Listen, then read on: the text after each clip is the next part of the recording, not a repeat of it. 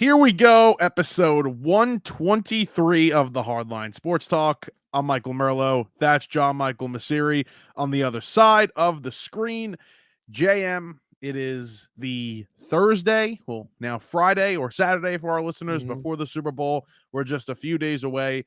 I don't know what it feels like to be a player or a coach in this game, but this must be the longest 2 weeks of your life if you're in this game. But before we talk about how the players are doing and what we think is going to happen, I'm going to ask you how you're doing. I'm doing good, man. Always good to come on here, whether it's in person, whether it's online, talk some ball with you.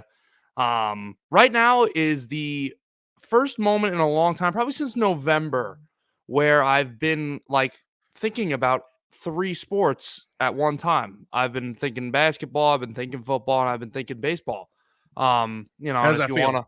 If you want to throw in some NASCAR too, that's what I've been thinking about, but nobody wants to hear me talk about that. So yeah, it feels good. I think you're a little ahead of me with baseball. I think you're starting to get excited. I will say, I've been feeling a little under the weather today, so I had a lot of downtime.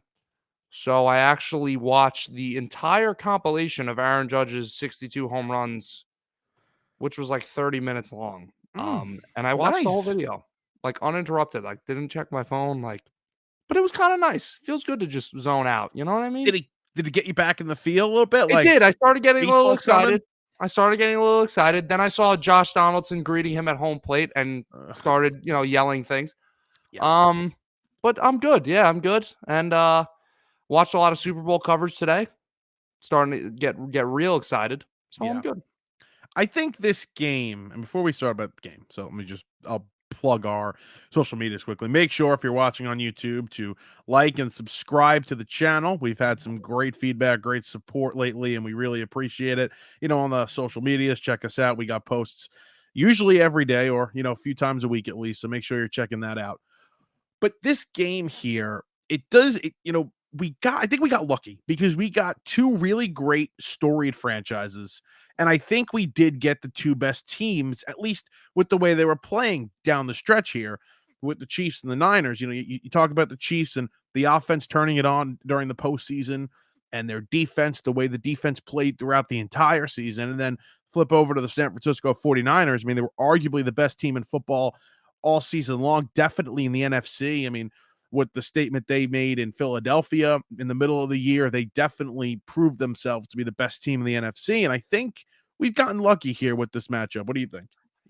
From a fan reaction, 2 weeks ago when both championship games were over, I was annoyed. Like I didn't want to see the Chiefs make it, and I was probably rooting slightly for the Lions, but I was happy to see the Niners make it. I didn't really have a problem with them getting there, but to see this matchup again in the Super Bowl annoyed me. But now as time's going by and as we're getting closer to the game, it really I'm trying to think at previous Super Bowl matchups, and I really can't think of one where you have 2. I like to use the word juggernaut, and the Chiefs haven't been a juggernaut this year. Their story's been much different than over the past couple years, but over the past 5 years, the Chiefs have been more juggernaut than anybody else. I just think that this matchup is so exciting because these 2 teams, right? When you have 2 teams like the Niners and the Chiefs, they seem to miss each other in the Super Bowl, right? One team, like we saw it last year, Chiefs make it last year, Niners miss it, right? And you always feel like they can never match up together. And they did 5 years ago. But guess what? That was the Niners' first real run, right? That was the Chiefs' first appearance in the Super Bowl in the Mahomes era and first appearance in decades. To have both these teams where the Niners are not a dynasty, but they've been sort of the NFC top dog over the past 5 years. If you had to choose one team, they always seem to be in it.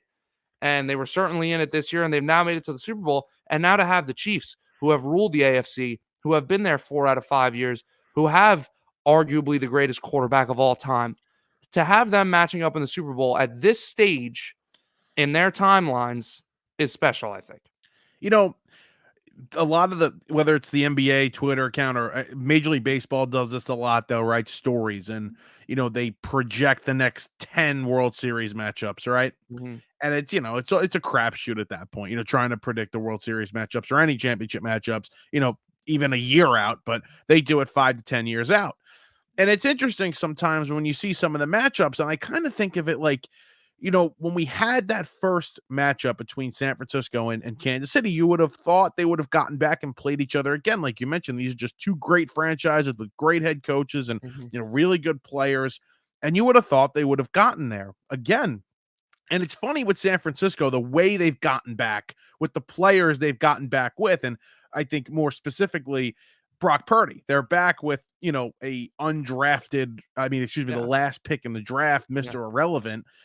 And it's just the whole storyline of Purdy to me with the San Francisco team to go along with Shanahan.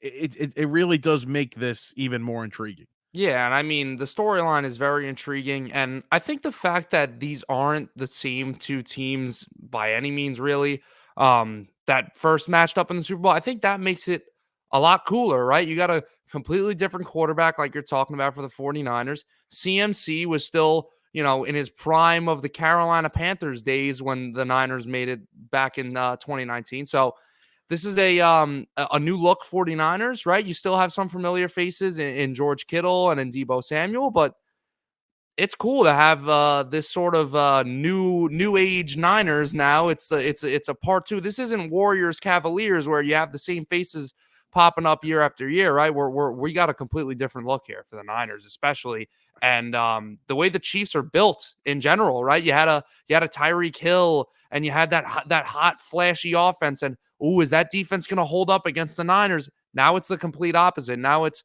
well, they got Pat Mahomes, Kelsey, and then everybody else and whoever the hell they got over there for weapons wise. And the Chiefs' identity, besides their amazing Hall of Fame quarterback, is that defense.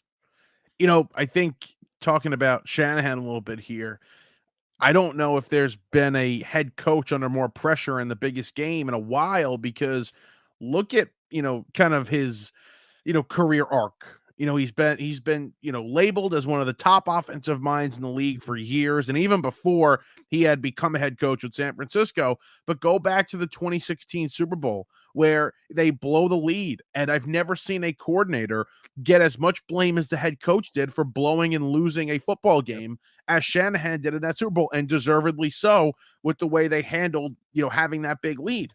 Then you go back to 2019, and I don't think it was his fault, but they lose the game, and that's another mark on his resume now. Well, he didn't win in the bigger game, and now we look at the last four out of the last 5 seasons. They're in the NFC Championship game, and they're not getting over the hump until now, and now they're back.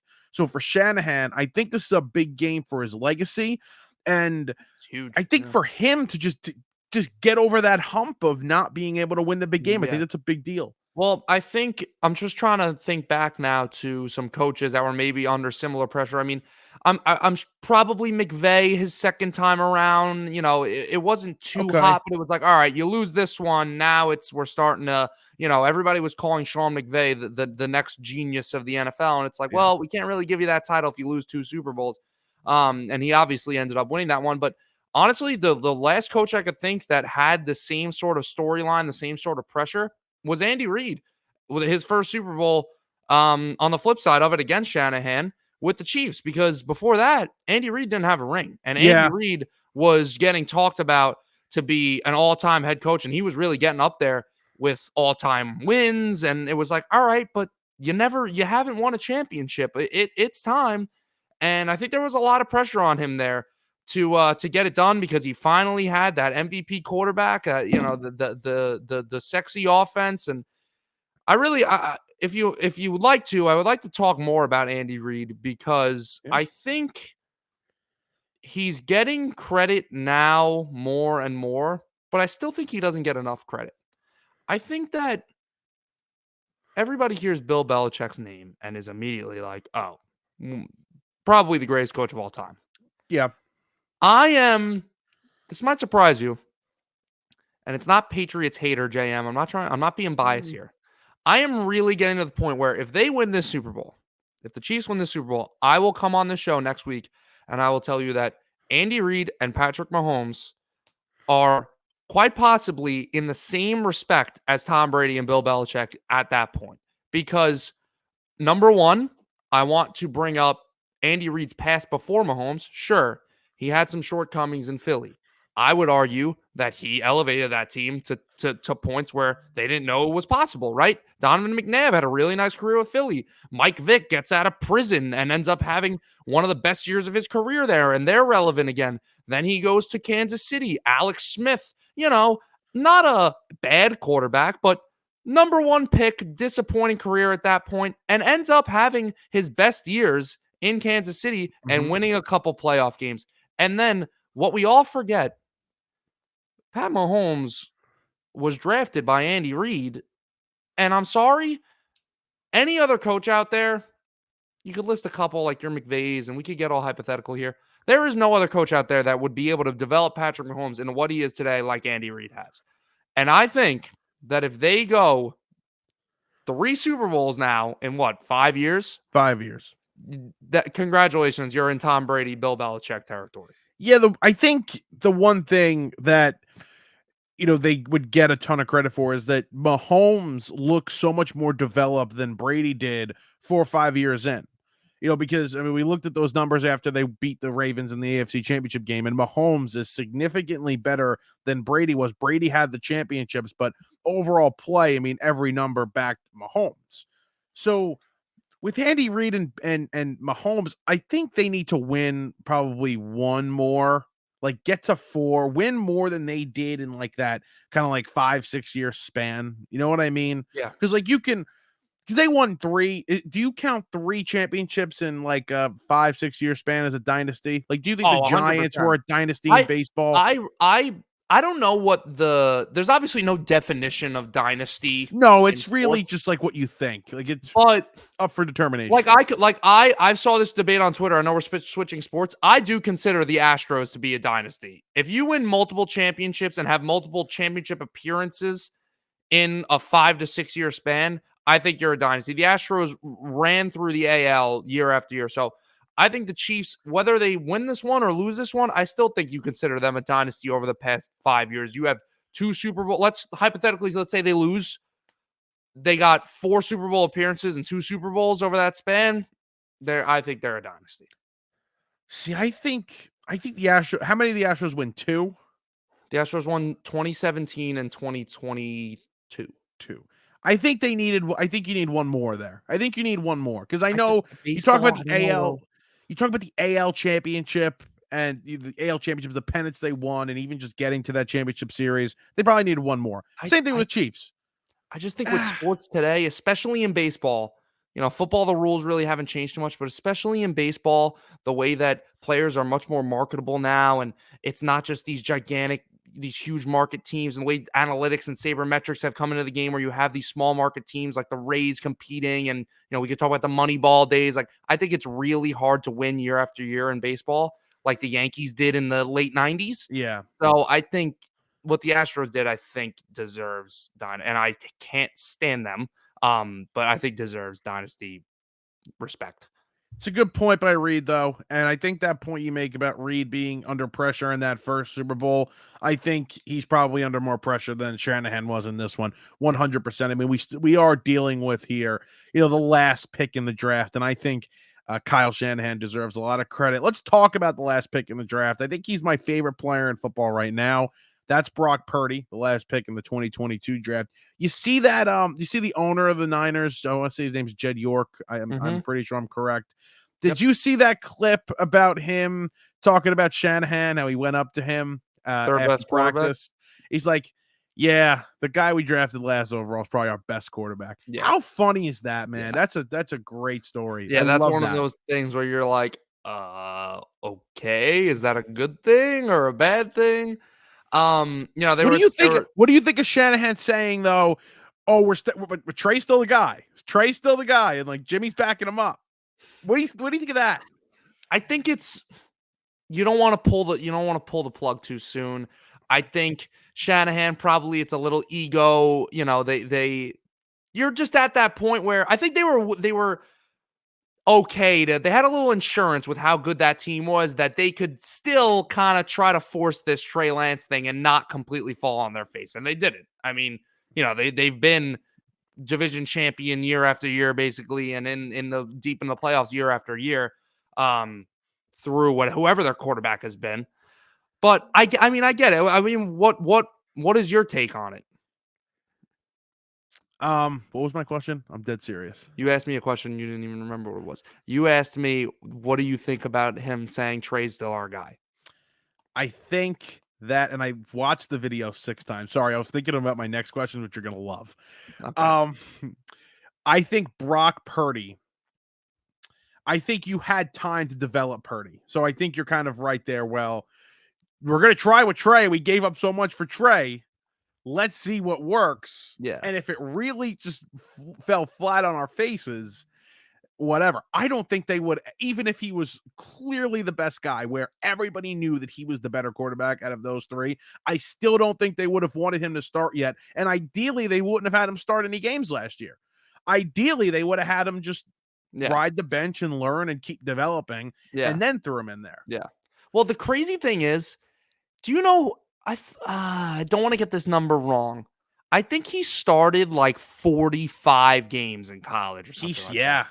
That is so insane. Like, and they're talking about it. You're gonna love this. I really was watching the herd today, like pretty intensely. That's my guy. And they're talking about these GMs and everybody, like, nobody knows still how to draft quarterbacks in the NFL. Like, it's crazy how it's such a mystery, but I think that it's going to be that way forever, because I think it supports the fact that we say all the time, just because this guy's a great prospect, situation matters, coaching matters, environment matter, everything matters. That's why when I see, like, I think I talked about this last week, when I see Jets fans on Twitter saying, oh, we passed on Patrick Mahomes and oh, we passed on Josh Allen.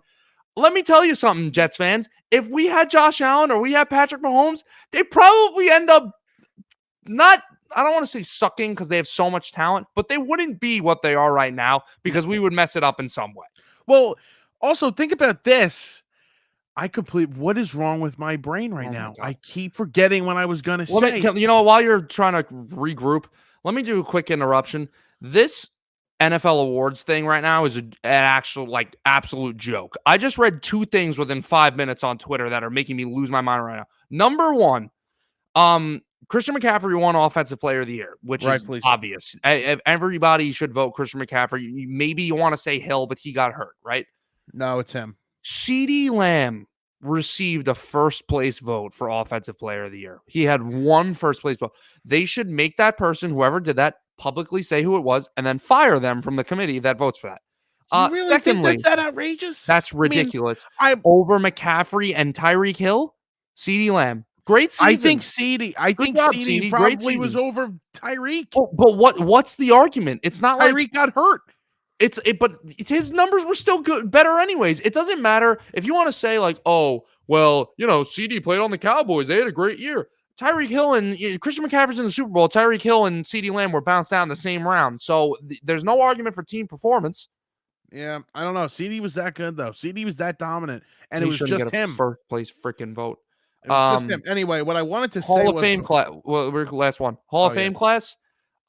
Julius Peppers, Devin Hester, Dwight Freeney, Andre Johnson, Patrick Willis, Steve McMichael. I don't even know who that is. Not gonna lie, and Randy Gradishar. Those got to be like executives. I don't even know. No Antonio Gates. Yeah, that's exactly what no Antonio Gates is actually wild. But yes, texted about that before. Anyways, yes, that's crazy. What I wanted to say before about the drafting thing, I think you're going to see a lot of offensive coaches here draft more quarterbacks, even if they're not in need of one, as we saw Shanahan do, to try not only to try and replicate what he did, but these offensive coaches, I mean, they could think on the fly. They're very good, you know, obviously offensively and with quarterbacks, a lot of them. Try and develop your backup, because we saw how important a backup quarterback was this season, where if you're not signing one and spending a ton of money on one, spend a draft pick on one of these guys and try and develop them and make them your backup and potentially your starter, depending on, you know, your quarterback situation moving forward. So I think we're going to see that a lot. My question to you that I thought you would love was, this is really off topic, Purdy, $900,000 is what he's making, right?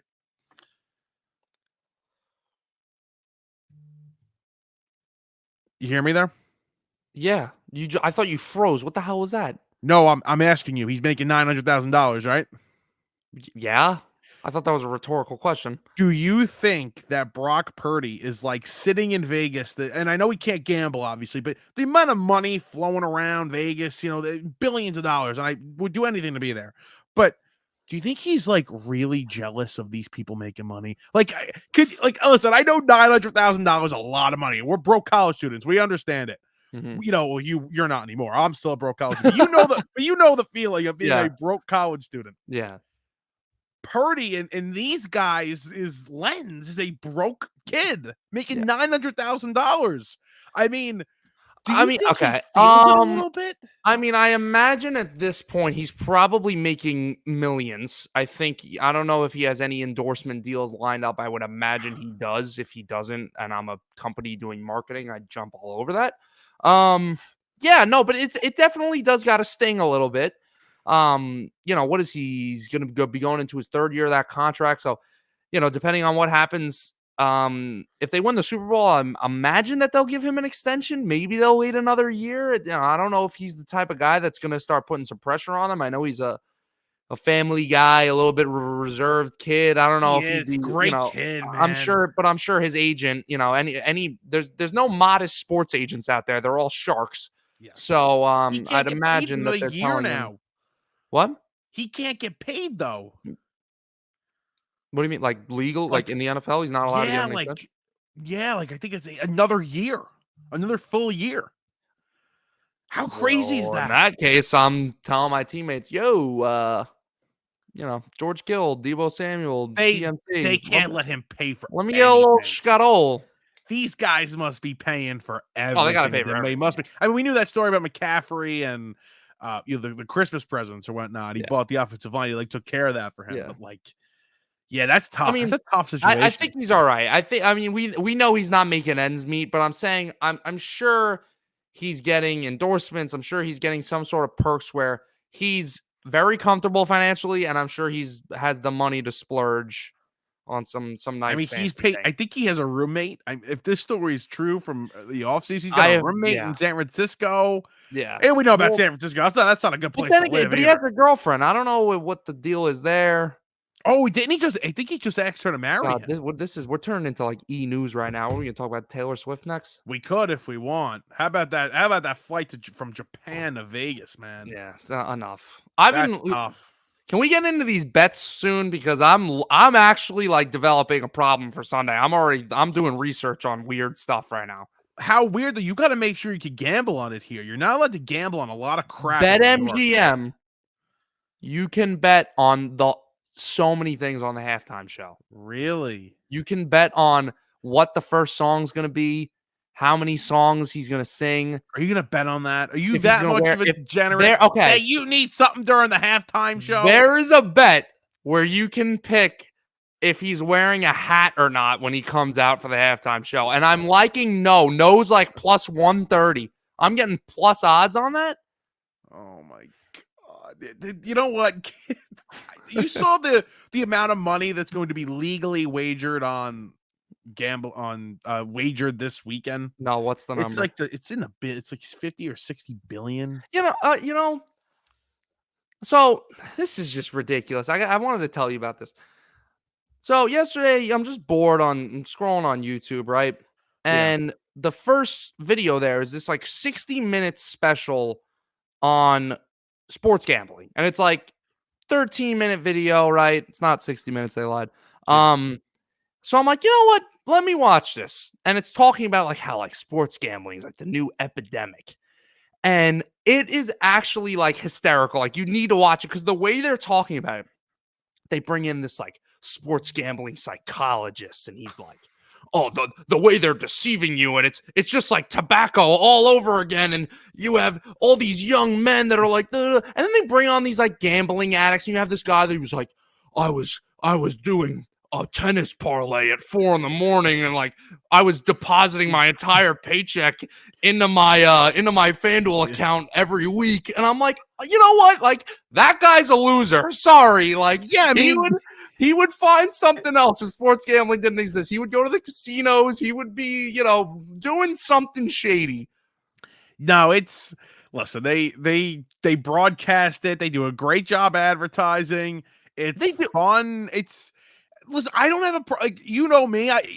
They had to legalize it. If people are going to do it, if people are going to do it illegally, which there's going to be probably double the amount I just said bet legally, illegally this weekend. Yeah. You might as well make some money Exactly. on it. Jesus Christ. Exactly. Man. It's good. It's good for the state economies. All right. We're worried about economics here, guys. Yes. That's what we're doing this for.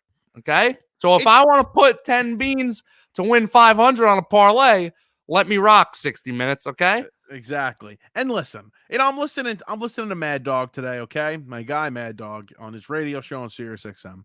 And he has the CBS chairman, the boss, everything CBS. And they're talking about the Super Bowl and the production of it and whatnot.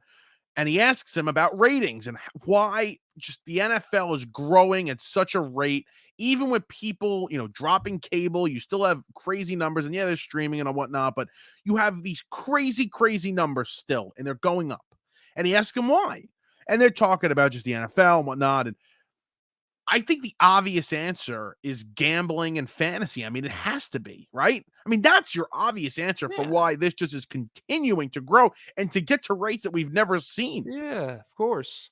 I mean, why, where does most of our knowledge, or mine personally, about the rest of the sport come from is fantasy football. Like, you wouldn't know who coming into the season, right? You wouldn't know a Rashee Rice or an Isaiah Pacheco as well if you didn't play fantasy football. Nobody knows who. If I go and ask, anybody right now, if I go ask my dad, if I go to work, if I go anywhere and I say, hey, you know who Tyjae Spears is? Everybody's going to be like, who the hell is that? And I'm going to be like, well, he's actually a pretty solid fantasy running back. He's Derrick Henry's backup. Like, no. It's the betting, it's the fantasy, it's all that stuff. It goes back to the reason why I would know random offensive linemen as a kid is because I'd play Madden and do all the little fantasy drafts, and I'd be picking everybody on my team and know everybody at the end of the day. Yeah. You're not getting it from watching the games. No, 100%. It's just it's grown to rates that we've never seen. All right, let's give some predictions here. Let's go over some more bets you're thinking of first before we go predictions. What's the craziest thing you've seen? I think having halftime show bets is absolutely nuts in New York. I'm gonna have to look at that now. Damn it. Well, so I've never actually bet on the national anthem, but this year I want to do it. I think it'd be funny. That's a lot of. I got to tell you something. It's a lot of fun. I'll tell you what. I'm going under. I'm going under this year. I've seen the rehearsals. I've heard the rehearsals. She can't hold a note too well, or he. I don't even remember. She's old, Rita. Yeah, she's old. She can't hold her notes too well. So I'm gonna go, and I don't want no cheap BS. I don't want no starting the clock. As she's taking a breath in, as soon as that first word is said, start the clock. Mm-hmm. I'm going under. How about this one? This was honestly like one of the funniest ones I saw. Will any coach or player cry during the national anthem? Even odds. Yes or no, same odds. That was a lock last year. Yeah, Sirianni freaking filling a pool with his tears. I don't think so. I don't think you're going to have guys crying this year. I mean, you have two teams that have been here before. What about you don't think Brock Purdy gets a little emotional? No, I think Purdy's he's a spiritual guy. He's a spiritual guy, religious, love it. He's locked in. He's got this mentality, man. He's cool, calm, and collected. CMC? You don't think CMC lets out a little tear? No, I don't. I think he's a watch it. It's gonna be but this is the thing. How do I know that the 49ers backup left guard is crying, but he's not on the broadcast? Like, what are the rules here? That's tough. That's because you got to catch him on camera crying, right? Because then you can just make it up. Yeah, like, oh, the backup left guard for the Chiefs is crying. And what constitutes a tear? Because I could get a little teary-eyed and wipe it away, or I could rub my eyes so much to the point where my eyes are tearing. Right. Do we need a run down the cheek? Is that what constitutes That's why these are crazy, man. That's why you can't gamble on some of these. How about That's why it's impossible. will a player leave the game due to concussion symptoms and not return? And not return. Yes, plus 120. I think we've seen in this postseason, man, they're not checking upstairs for a lot of these hits. Yeah. Like, oh, you remember how in the regular season they'd be like, oh, take him out. That was a hard hit to the head. Yeah. They're not doing that this year. They're not doing that in the postseason. No, the NFL's bending rules. No. Officiating's been good in the postseason. I have to say, it's been pretty good. Yeah, but they're always good at We sweeping talked about stuff under that. the We talked rug. about that last week. Oh, how about this one? All right, good one. Oh God. How many players will throw a pass attempt over under 2.5? Oh, I think I saw this somewhere else. So the over is plus 1. So you're getting plus odds on the over. I would just say yes. You think a little trickery? You like a Travis Kelce pass attempt?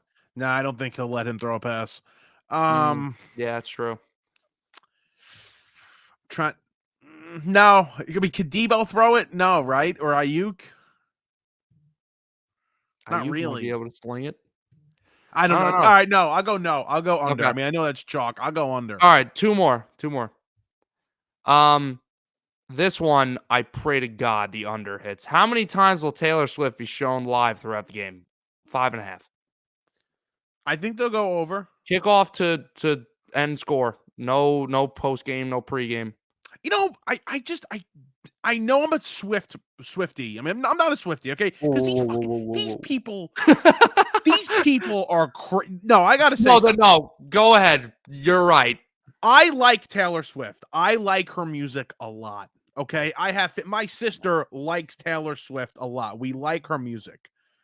To no extent are we these crazy psychotic people that would go above and beyond, give our lives for this woman. I mean, these fans are worse than sports fans at times with their love and their obsession with this girl. It is, you know what, it is cult like. It's very weird. Yeah. I have no problem being a fan of her, really liking her, spending a ton of money going to concerts, but these people are nuts. And I know not every Taylor Swift fan is like this. Like, I know people that like Taylor Swift. I know you're not all like this, but it really is. Did you see the reaction to her at the Grammys? Like, you had to see. Did you see this video? So it's this group of like 6 to 8 women watching the Grammys, and Taylor Swift announces that she's releasing an album. Just so happens to be the week before the Super Bowl, right? Great timing. Yeah. And I have to show you these girls. They're literally like this, right? They go like this. They're like, Taylor Swift goes, she's like, I have an announcement to make too, and they go, oh my God, what? And they're like. And she like goes, we are when a big play's about to happen for our team. And she goes, I have an album coming out in like April. And they're like, oh my God, tackling each other like we would if somebody scored a touchdown on our team. I'm like, what the hell are you doing? These people are crazy. They're weird. They're weird. They're weird. It's weird. It's a cult. It's very weird. And we don't need the Swifties. If we clip this and put this out, we don't need the Swifties on our bad side here. Yeah. We really don't. Because I don't need comments again. Oh, bring it on. Shut up. Oh, shut up. You're an idiot. Shut up. I don't need that. I don't need that in my life. Okay. Please. Enough. But yeah, she'll be there. If we do put something out there, they come at you. They're aggressive. No, they'll be like, sending my address. They'll be like, oh yeah, little man, like whatever, this and that, like small peen, like they'll go. I'm not against being a fan of her. I think they should show her. I think it's good. It's no matter what way you look at it, it's good for football. It's good for her. It just makes sense. It's good for the TV network to show her. It makes all around sense. Okay. Yeah. But you have psychotic fans. Yeah. You got crazy people. Okay. That's what you have. Any other bets there? That'll go over, by the way. That'll go over 5.5. I'll look for that. I had one more and I was laughing too hard. How many times will the freaking chains be used for measurement? That's Nah. insane. We'll just do the classic one. There's a couple ones here, like who the Super Bowl MVP is gonna thank in his speech. God, it's probably like Gator -500. Gatorade color. Yeah, I think this is the most overplayed one. I don't just know. can't get over the fact that clear is plus 1,000. Yeah. How do we not know? Like, what if I'm sure they have Gatorade and water on the sideline. So what if they just take the water one On accident. and dump it? Plus, you got a glacier freeze, maybe. I mean, please tell me you cannot listen. I'm not one of these people. The NFL's rigged. You can't tell me that cannot be handled. Oh, that's that one's rigged. That one's rigged. They asked a guy asked CMC, he's like, so what kind of color Gatorade you guys like or whatever, and he like wouldn't answer. Yeah, But there's a guy out there. He's like, oh, my cousin's the equipment manager for the Chiefs. This is what color exactly. It's orange. It's all a scam. Interesting. Gatorade on the sideline. I never really thought about that. Right? Like we had water. I mean, that's what we had. Oh yeah. Imagine having Gatorade. That'd be something. We shared bottles. Yeah, we got sick. That's what we did. Yeah. This is pre-COVID when everything was shared. Imagine a varsity football team with a mono outbreak and everybody sharing water bottles. That was good. That was good in a water tree. Yeah, please. Mm-hmm. So let's not get ourselves in trouble here. All right, let's give predictions here before we wrap this up. The NFL, man. Oh God, it's sad. It's sad. This is the last episode where it's really mainly NFL until the draft. Really, is it just me or did it fly by? But at the same time, went like flew. Like Aaron Rodgers Jets talk felt like years ago, like the preseason hype, because that's like all we really would talk. We would mainly talk about that. We talked a lot about that, but at the same time, freaking blink of an eye, it's just like holy crap. No, it flew, and I thought about this towards the middle of the year because I didn't want to wish it away. I didn't want not wish it away, but just like I want to try and like live in the moment every Sunday, like appreciate it because it's not going to be here. Yep, and it flew. You couldn't catch it. It flew. Well, all right, Jay. This is our third season together. This is our third full NFL season. Our third full season, and this is going to be the fourth MLB season. Right? Yeah, crazy. Yeah, our 3-year anniversary is next month, which is ridiculous. So then it's our third. It's our fourth. No. It's our fourth MLB. 21, 22, 23. Yeah, 24. Wow. It's crazy. All right. Let's start with you. My prediction, I'm going to go with the Chiefs. As much as my heart wants to pick the Niners, and the Niners are a really good team, and I think it's going to be a really, really good game. I don't see this being like a blowout on either side. But I just think what it comes down to and what really solidifies my pick of the Chiefs is this isn't a situation where it's like, oh, the Niners just, if they could get to Mahomes, if they could stop Mahomes, isn't that? The Chiefs' defense is the best we've seen it in years. And I just think that the Pat Mahomes doesn't need to give you 303 touchdowns. He could have a solid game, and this team can put up 21 points, and they could still win the game with how good this defense is. So I'm going to go with the Chiefs. I'm going to be rooting for the Niners on Sunday, and I'm going to put my money on the Chiefs to sort of hedge my feelings. There you go. You can't lose, essentially. Yeah, you can't lose. Exactly. All right, my Super Bowl prediction, without any proof whatsoever, I'm 5-0 on my last 5, okay, on the winner. I'm 5-0 on my last 5 on the winner. I'm going to give you the winner here, and it's going to be this. I think it's going to be the Niners. I think they're going to get it done. I think, and I like the under 2 in the game, but I think the 49ers are going to win this game because I think this defense here, which has had to play a really just different brand of football in the second half because they've had to make big stops in the second half of these postseason games. And listen, the Chiefs are not the Packers and the Lions, but I think this defense is going to play a full game here. I don't think they're just going to come alive in the second half. So I think the defense is going to play well. It's going to come down to both defenses, like you mentioned. It's not just about, the way these offenses are going to go. It's going to come down to these defenses making stops and then allowing the offenses to then go in and score situationally I think points going to be hard to come by here. I like 23-20, close game. And Nice. I think the Yeah. 49ers with Brock Purdy, who is great under pressure in this postseason, I think he's going to come alive here, win Super Bowl MVP, and give the 49ers their first Super Bowl in almost Will 30, 35 years, whatever it is. will the 49ers get to Patrick Mahomes?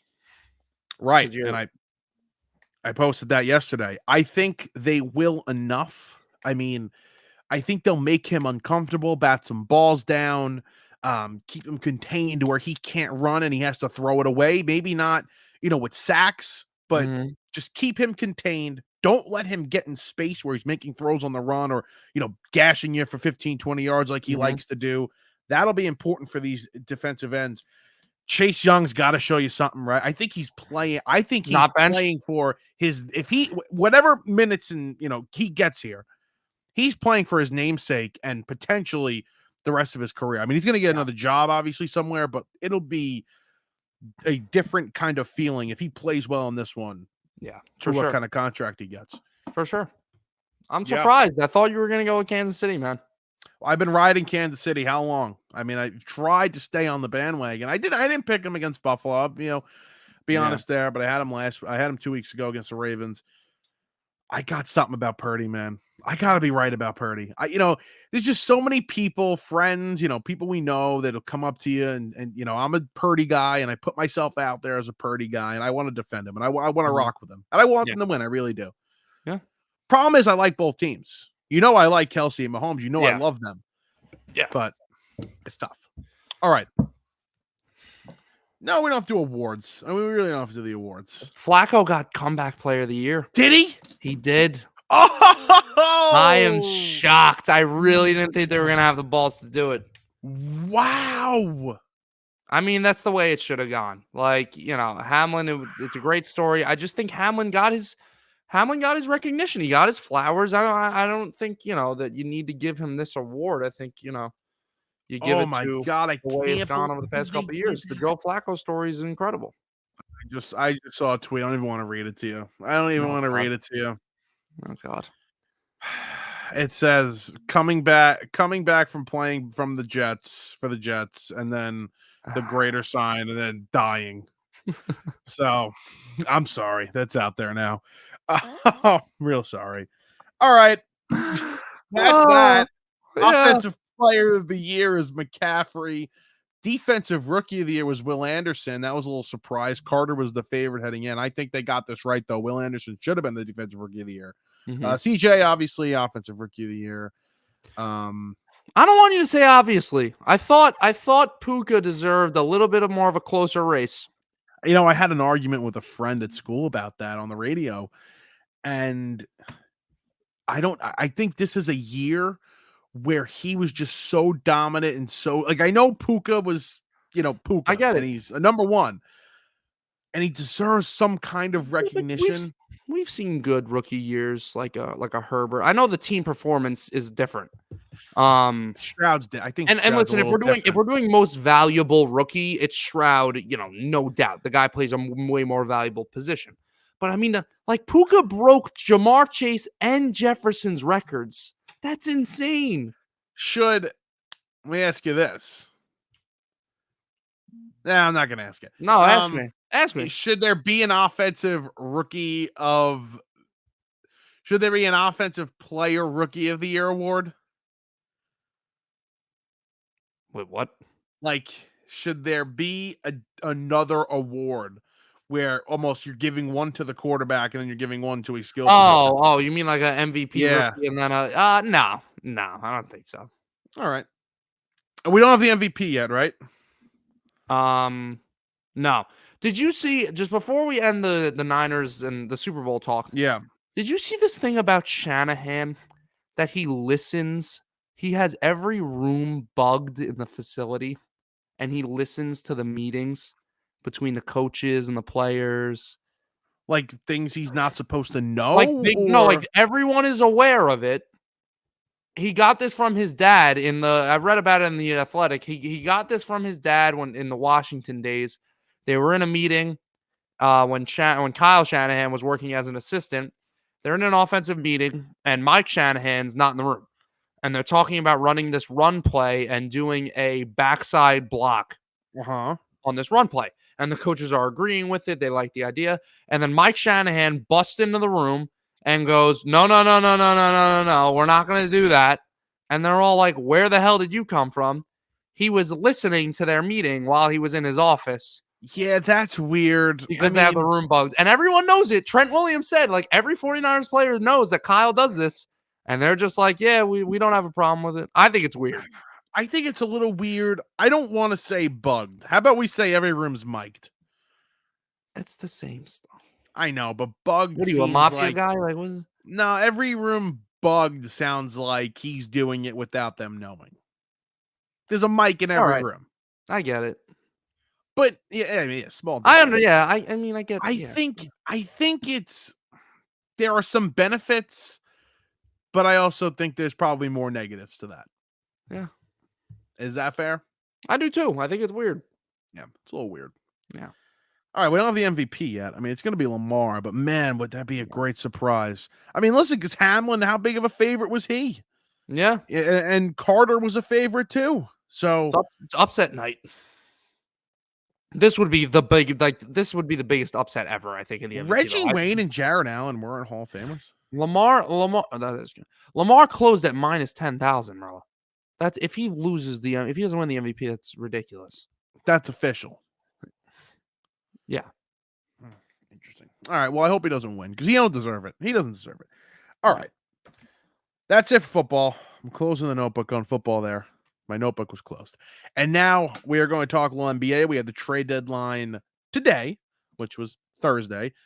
It's now closed. And JM, your New York Knicks, they made a nice trade getting Alec Burks back. Look at that little throwback. And that's Bojan or Bogdan? Bojan. Or Bogdanovich. What do you think? I think it's great. I think the Knicks had some. Well, first of all, I don't know if you saw the lineup they fielded tonight, but I heard about it. Yeah, it was the fact that they were even competing in that game was impressive. And now Isaiah Hartenstein re-injured his Achilles tonight, so the injury bug. I mean, you might as well just wrap this team in bubble wrap right now. It's just getting ridiculous. But I think it's great. I mean, the Knicks had a amazing January, and they were continuing it throughout the beginning of February. And this team, we were already talking about them as a potential finals team, and at least being a top 3 team in the East. And the way I view them right now, even before that trade, was a top 2 team, because I think you would look at the way the Bucks have been playing lately. The Sixers are sliding. I think the only team that really can contend with that is the Cavaliers, because they've been just as hot as the Knicks. But it's great. I mean, they've been lacking scoring off the bench. That's been their problem ever since they lost Quickly, ever since they lost RJ. Quickly was that 6-man, that guy off the bench that gave you scoring. He leaves, and Grimes, and he just wasn't gonna get it done as a number 1 scoring guy, or a Miles McBride coming off the bench as a number 1 scoring guy. Josh Hart off the bench is more of a defensive-minded passing guy, right? So it's huge for them to get Alec Burks, a guy that can shoot 40% from 3, and then Bojan, a guy who's averaged 20 points. Yeah. Take it with a little bit of a grain of salt, because it is Detroit. You're not going to be putting up 20 in New York, but we're not talking about a 20 points on 37% from the field. He is a very efficient player. So he's 41% from 3-point. Yep. He's a very efficient shooter from all levels of the court. And to have that coming off your bench now, along with Alec Burks, you still are, I guess, missing that ball handler. Deuce McBride is solid. He's not exactly a facilitator like Jalen Brunson is. I mean, Brunson's obviously a great scorer, but he's very good at facilitating too. So the deadline's over though, so they're showing their confidence in McBride. I'm wondering now what that rotation looks like when Mitch Robb comes back, whenever like fully healthy. I mean, I would say that Hartenstein's going to start still over Robinson, just because even when he comes back, even when he comes back, postseason. I think Hartenstein deserves to start the rest of the year. He's played great, and Robinson, I'm sure he's not going to be able to be playing 35 minutes. But then those bench options, of Burks. Let's see if I can do this off the top of my head. Burks, Hart, Bogdanovich, McBride, and Robinson. One of those guys is probably going to have to fall out of the rotation because I can't see Tibbs, especially running a 10-man rotation. Yeah. I'm going to assume it's McBride, and I guess you would have Burks playing a little point guard. I know he could handle the ball a little bit, and I think also he'll split maybe DiVincenzo handling the ball a little bit when Brunson's not on the floor. So, but I mean, anyway, we're also not taking in account for injuries that could right, possibly happen to any of these guys. Hopefully, it's not one of your bigger guys, but right. I mean, that's why you're almost prepared for a depth piece to go down. Yeah. With the how deep Leon Rose has made this team, and I mean, Leon Rose, man. I mean, look at this guy. Yeah. I have a problem with Leon Rose.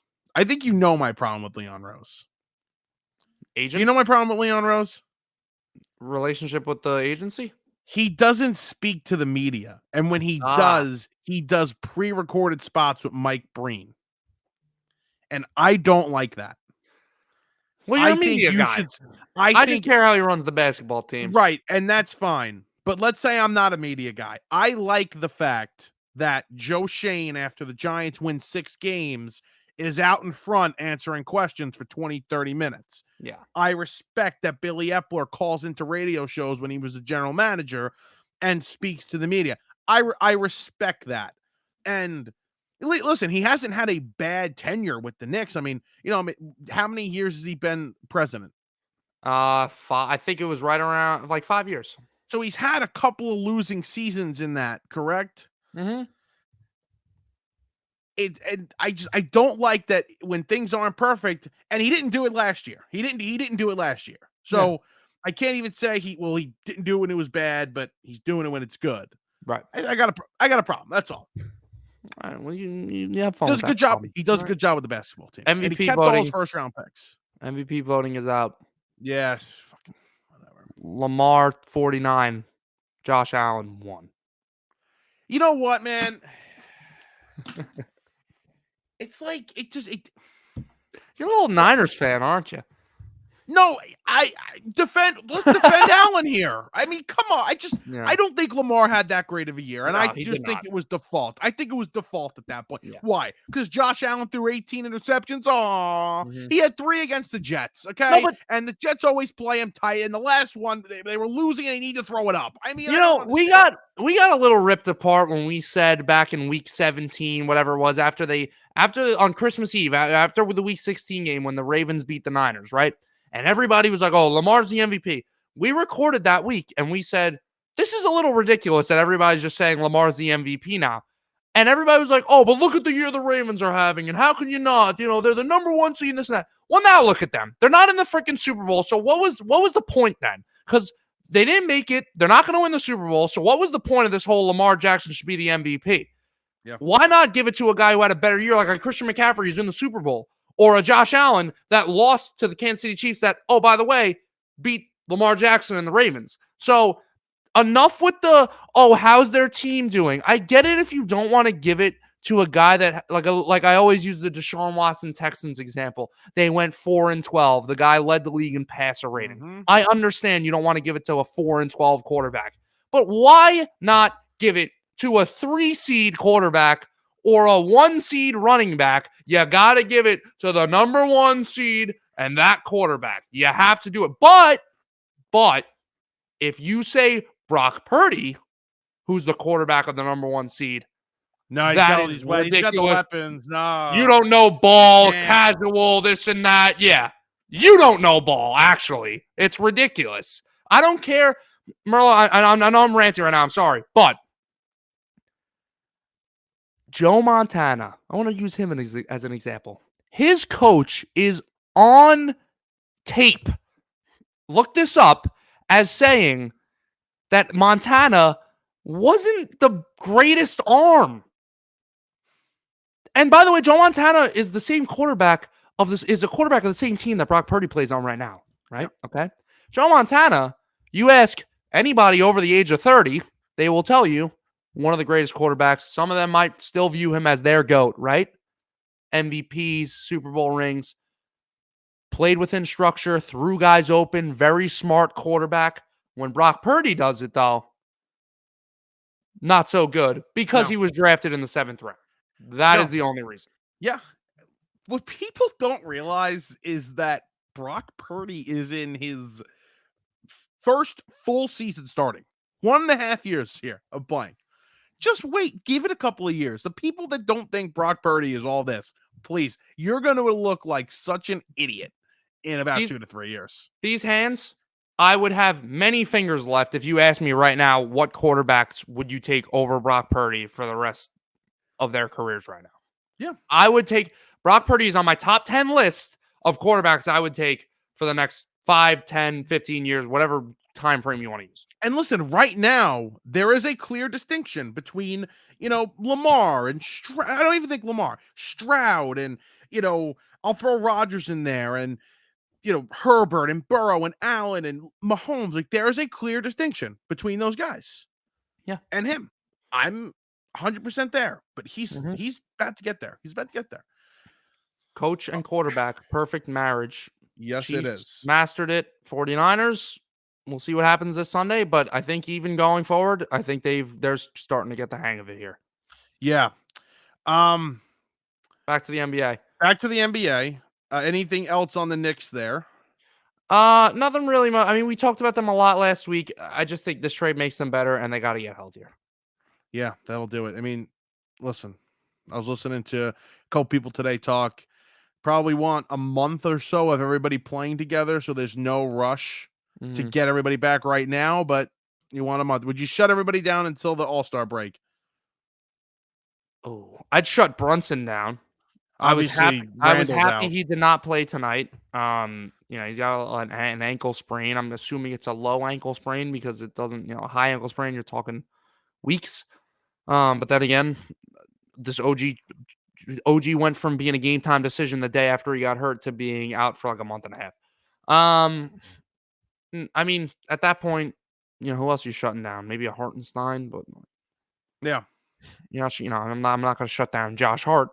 Right. No, we're not going to shut down Josh Hart. All right. Buddy Hield's a 76er. What do you think of them? What do you think of the 76ers really not going hard? I mean, there's questions obviously with Embiid. What's his deal going to be? They seem like, and they are doing this, they're loading up for the offseason and going to add that next star player to go along with Maxey and Embiid in the offseason. It's funny because everybody's saying that about the Knicks too, that the Knicks are doing the same thing. They've made all these moves, and the Knicks haven't even given up a first-round pick. They got all these first-round picks. Bojan has a team option this offseason, so they could trade him. They could re-sign him. They could let him go. Like, they have as much flexibility as they want with him. So, I mean, I think the Sixers are going along the same route. This year, their outlook seems a little bleak to me. I don't really see them going anywhere. One thing that I find funny is we're just kind of like forgetting about Embiid and like the whole playoff performance thing. Cause I keep hearing this thing when we were talking about Jalen Brunson and talk about, what is Jalen Brunson that guy that could be a 1A, right? That could be like the top dog superstar. And when it's crunch time, like he could perform. And then to be like, yeah, could he be a Jokic, a Giannis, an Embiid? And I'm like, why is everybody bringing up Joel Embiid when he's been clowned for years for underperforming in the playoffs to the same levels or worse than, Julius Randle gets clowned for his playoff performances? Yeah. So I think with that's a concern. Is Embiid, is he going to be healthy? Is he going to show up in the playoffs? There's a lot of X factors with him. Even fully healthy, I think this team is not a top team in the East.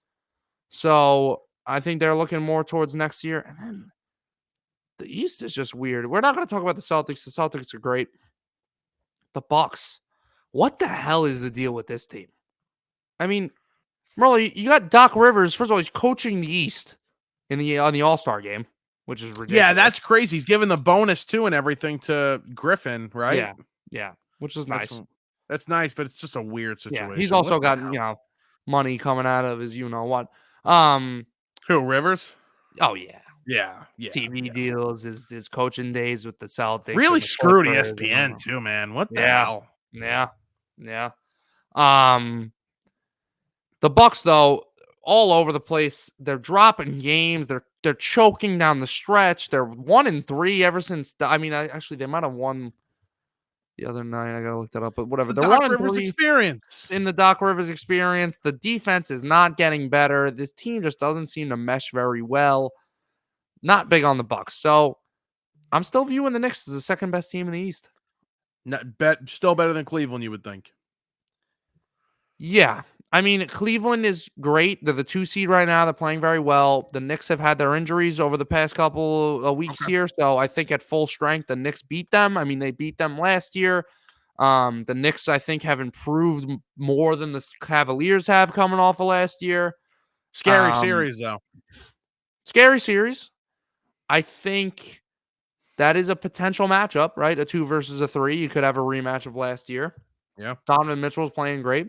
I think they lack that star power. The Cavs, like the Knicks, get knocked for. I think there's different tiers to it, but the Knicks have 2 All-Stars. Cavs have 1 All-Star. I think the Knicks also have better depth. Those are 2 really good things to have. I think the Knicks are also a better overall 3-point shooting team. I think the Knicks are slightly better defensively. So, yeah. Interesting series that would be. Mm-hmm. What did you think of the Lakers standing pat there? I mean, not really doing anything big. Yeah, really weird. That's what I thought of it. I thought, I didn't expect to see LeBron James has been traded to X, Y, or Z. Of course. But I was expecting them to maybe go out and get a couple role players like they did last year, to kind of to solidify this team a little bit. I mean, I think the DeJounte Murray rumors kind of died down. I think that was stupid. I think Russell is a fine enough player where you don't need a DeJounte Murray, and I don't even know if DeJounte Murray really moves the needle for them. Yeah. I don't know if they had any interest in Zach LaVine before he got hurt, but it just, I'm not asking for them to go out like you saw the names that got traded today: a PJ Washington, a Daniel Gafford, a Bogdanovich, Buddy Hield. Like, No needle movers. I was expecting, but solid role player, Yeah. good guys, like good, solid minute, productive players, and nothing from the Lakers. Yeah. Um, That's interesting. Yeah, the Mavs making some weird moves. It was a quiet deadline, to be honest with you. It wasn't, there were moves made, but there wasn't any major names. We didn't see a Kevin Durant get traded or a James Harden like we've seen, like we saw last year. How good are they, man?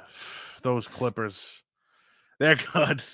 I was watching a couple of people talk about them, and they look like they're a fun watch. I might have to throw them on. They are really good. That starting lineup when they have Harden, Westbrook, Leonard, and George on the floor together, they're like the best combo of 4 players, advanced stats wise, across the league. Like, that's the best combination of players you could have on the court. It's What a mix of guys. That must be a fun locker room. It's the strongest unit. Yeah. The West is very weird to me. It's so freaking close because I looked the other day and I'm like, oh, the Clippers finally, they got to the 1 seed. Like, wow. And then I checked this morning, they're the 4 seed. Like, what the hell? Do you think they're the best team in the West? I do. Right now, they're the best team in the West. They're the best team in the West. If you had to pick a team to come out of the West, they would win. See, that's different. Best You don't right trust now, these guys in the postseason? Best right now, I'm going to go Clippers. Make it out. There's always, it's an older team, so there's concern about fatigue, there's concern about injury, but at the same time, I could say, well, they have the most experience, they have guys who've won championships. Actually, besides Kawhi, does anybody on that team have a ring? Harden doesn't have a ring, Westbrook doesn't have a ring, and Paul George doesn't have a ring, so never mind. Kawhi has a ring. Kawhi has a ring, that's it. Oh, yeah. It's tough. The Thunder, I'm not going to say the Thunder. I just think the Thunder, they're very good. Too inexperienced for me. It would be Denver. It would be Denver, the only team you're really considering. I think Minnesota is maybe the scariest team that I would want to play. I know Denver's great. Denver's great. I would still be very scared to play Denver, especially they're so good at home. But oh my God, the Timberwolves defensively are a nightmare. Is Jokic going to win MVP again? I don't think so. I mean, he might. Like, if I had a vote, I wouldn't vote for him, but he might win it now that Embiid's out. I would honestly, Luka's really making it tough. Okay. I would really consider Luka. I would consider SGA for like a second. Um, How many votes is Brunson gonna get? Not many. I want to see Brunson make All NBA though. Okay. I want. He's got to beat out some good names, right? He's got to for guards, first team. He's better than Lillard. He's way better than Lillard this year. But he's got to beat out Halliburton. He's got to beat out SGA. He's got to beat out Luka. I mean, those. There's 2 guards or 3. There might be no. I think there's 2 guards, 2 forwards, and a center on the All NBA team. But I think he'd probably get second team because I can't see him making it over SGA or Luka. But he might be third. He might be the third guy in. All right. We'll see. We'll see if he can meet your expectations there or your wants and needs. Yeah. Okay. Pause. That's gonna do it here. Episode 123 in the books as we say goodbye to the NFL season and hello to NBA being at the forefront. NASCAR is hello to the Daytona 500. Hello to the Daytona 500. I usually watch the Daytona. Let's go. Let's go. And although I'm probably watching the Stadium Series, so I won't be watching Daytona. You like shows?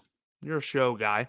I really encourage you and anybody out there, watch the NASCAR show. Everybody on Netflix. Everybody loved the F1 show, and I like the F1 show too. I watched the NASCAR show. They did a very good job catering to the casual fan. The storylines are great. Netflix, I think it was a very well produced show. It's only like 5 episodes too. It's not a. So if I watch that, will that catapult me into wanting to watch? I'm not saying you're gonna come on the podcast next week and start talking to me about tire pressures and tire and fenders, but I would think that you would get a little bit of a curiosity. All right, maybe I'll check it out. Right. I like docuseries shows like that. All right, that's gonna do it. Any baseball news next week, by the way? Are we gonna get anything? I hope so. I do want to talk some baseball. We'll definitely try and work some baseball in either this coming episode or definitely the next episode after that. You don't want to sneak in catchers reporting. You want to sneak in who the Mets sign? Oh, Fujinami and Dykeman. Huge moves. Like huge. You don't understand how excited I am about those moves. John Curtis-esque moves. No, it was a little better. Diekman. All right, Diekman is. I'm not going to talk about it. I'll talk off air. We'll talk Mets and Yankees and all that. It's coming soon. But thanks for listening. We'll talk to you guys next time.